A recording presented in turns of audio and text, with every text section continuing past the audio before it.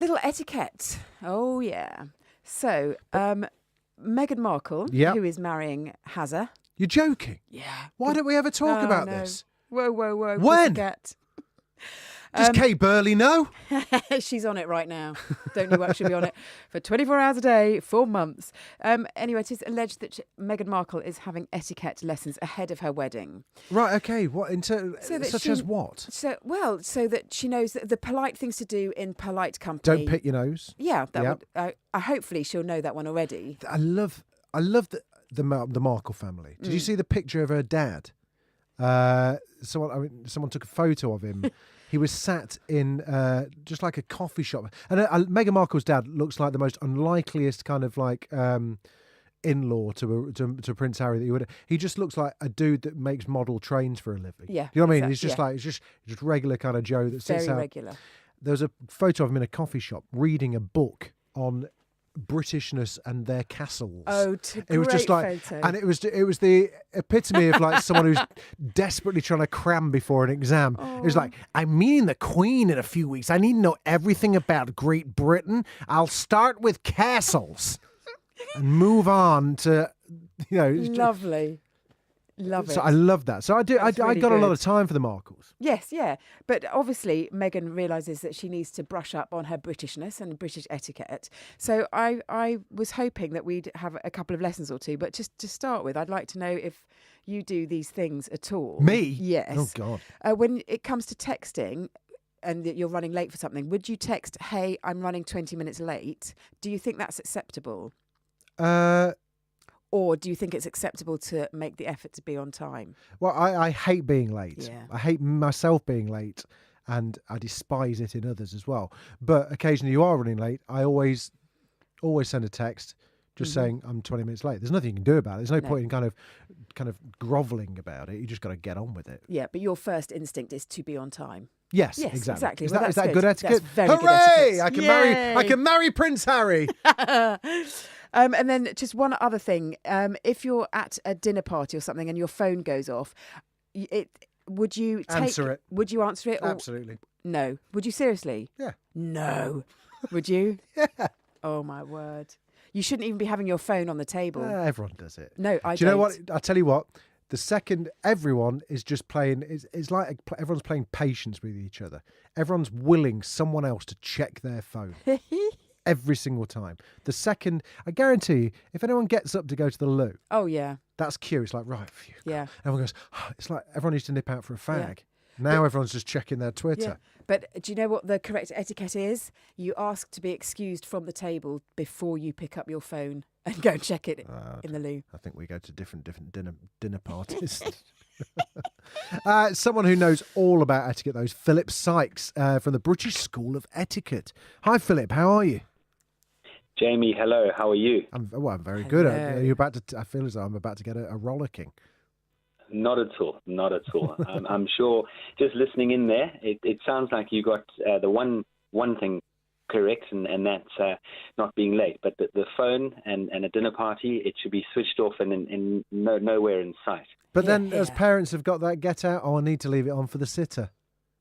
Well, then have it on vibrate, and if it is the babysitter, then obviously excuse yourself and take the call. Okay, I'll do that, sorry. What kind of thing will Meghan Markle be being taught right now? Firstly, many different things, obviously, but how to sit in public, that is crucial. No crossing of the legs at the knee. It would be very much knees together and at a slight sort of angle, or the one ankle tucked behind the other ankle. Yes. Okay, I'm there. Yeah. Okay, and is that for men as well? Because I'm doing it, and Jamie looks a little bit odd doing it. Men, I think, more so need sort of slightly apart, but not sort of what we call man spreading. I think He's doing a man spread. Right. Okay. No, the man spreading is definitely not in order. Right. Okay. No man spreading. What do you do with your hands? Hands on the knees. Folded arms? Hands. That's a great question. Hands sort of cupped on your lap, or gentlemen sort of hands can be on both your thighs. Could you just help us a bit with the cupping bit? Whose thighs am I putting my hands on? Mine or Vicky's? Your Mine. Right. Fine. Your side's hopefully on that occasion. Mm-hmm. And in terms of, is there kind of protocol that she's got to learn in terms of handshakes and physical contact with her public? Very much so. The handshake is a key area for everybody, in my opinion, and that, firm handshake without a bone crusher, but a firm handshake and engagement with the eyes and the smile are absolutely key. And as you know, Megan's got a beautiful smile, so when she smiles, her face lights up, and it needs to be a firm handshake. Right, okay, lovely stuff. And will Meghan, we always read about the Queen signalling to people as to when the conversation comes to an end. She kind of moves her handbag from one hand to the other, I do believe. Oh, that is correct. That is correct. Will she have to be taught kind of, I guess it's almost like a royal safe word? You're 100% right, Jamie. Again, I think what's wonderful about the current young royals is that they're very sort of interested in engaging with people across the board on all different levels with very much a more modern, I would say modern twist, but there will be a signal that enough's enough, or I need to move on, or she'll be, escorted by one of her team. Absolutely. Okay, fine. So, and what else do we need to? Will she need to brush up on it? Will we be expecting her to kind of adopt a royal accent? Will her accent change? Do you think? Well, all of a sudden, after she gets married, hello. Look, with all due respect, again, she's a fantastic actress. I very much doubt that her accent will change. Obviously, more than likely, there may be a few elocution lessons going on if she felt the need to sort of pronounce things slightly differently without the American angle on it. One area that she'll definitely be working on would be her table manners. Right. Okay. Yes, yeah. What does she? Are they bad? Does she eat with her hand? What does she do? She eat with her mouth open? No, well, with no disrespect to different parts of the world and countries and cultures, but with again, even the Americans sort of comment on how bad their table manners are, and so it's very clear that she will be able. She needs to be able to sort of conduct herself very confidently in public. Because let's put it this way, a knife and fork don't lie, so to speak. They do not. You are absolutely right. You could put down a lot of mumbo jumbo on a CV and only be caught out a few months later. But the knife and fork clearly is very clear whether you know how to conduct yourself well at the dinner table, breakfast table, lunch table. We will all be watching with eagle eyes. Philip, you are an etiquette expert. What is the number one thing that people come to you for help with? Jamie, it's very much about building confidence, knowing the right thing to do in any given situation. And how do we make other people feel? What can we do for other people is very much what we sort of focus on, how we really engage. And that, in my opinion, through learning about our emotional intelligence and being able to work on that. And have you ever had any people that are beyond help? No, actually, that's a wonderful question. No, recently we were on one of the TV programs. There was a program called Bad Teen to Ballroom Queen, and these were teenagers who I would say have had fairly challenging upbringings, and we had them engaged and riveted within the first few moments, and the feedback that came from the dance instructors was outstanding. I love that.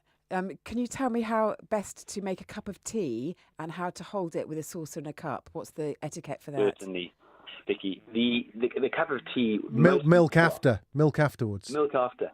Yes! What do you think, Vicky? Is that right? Milk after or milk before? No, you tell me what... Mrs. East, I hope you're listening. Mrs. East. Milk after the tea bag. Thank you very much. 23 years of pain I've been through with that. This is not my words. Philip Sykes from the British School of Etiquette. Thank you very much. Sorry, I lost myself, Philip. Carry on. Wonderful. Actually, in the very old days when tea was being made, the poorer people couldn't afford expensive crockery, and unfortunately they had to put the milk in first to temper the beaker or the cup. So that's really where it comes. But honestly, it doesn't make a difference whether you put your milk in first or your milk in afterwards. I would steer anyone who's pouring a cup of tea from a teapot that add the milk last, because you can really control the strength of your tea that way. Yes. But there's no right or wrong, really, at the end of the day. It was the very wealthy people who poured their tea first into the boiling tea into their cups and then added the milk. And what about the little finger up in the air or not up in the air with a cup and saucer? That is a no-no. Yeah. That is an absolute get that no-no. right Where down, that stems Jamie. where that stems from is originally cups didn't have any handles, and the cup was held between the thumb and the forefinger, and the pinky was actually put out for balance. And then when some clever chap came along and put the handle on, many people continued with this pinky in the air, which is just a no-no. Because people associate the pinky being out as being a little bit posh, don't they? Yeah. Yeah, exactly. It's just No. it's on the contrary. I bet Megan put the pinky out a few times. That's a good. You know what? I had never seen her with a cup of tea in her hand, so I can't comment on that. Maybe that's Harry's department there, Jamie. I would hope so. Yes, absolutely. Philip Sykes, thank you very much. Philip, that was marvellous speaking to you, principal of the British School of Etiquette. What a great school to be a principal of too. I want to go for a whole term. I feel empowered. Oh, Knees good. together, one ankle behind the other, hands on your thighs, milk after the tea. You learn something new every day. Oh, coming up in the next hour, on top of all that, #Piegate is coming straight to Talk Radio. You will not want to miss this. You're listening to Talk Radio with Jamie East. And Vicky Butler-Henderson. We'll be back after this.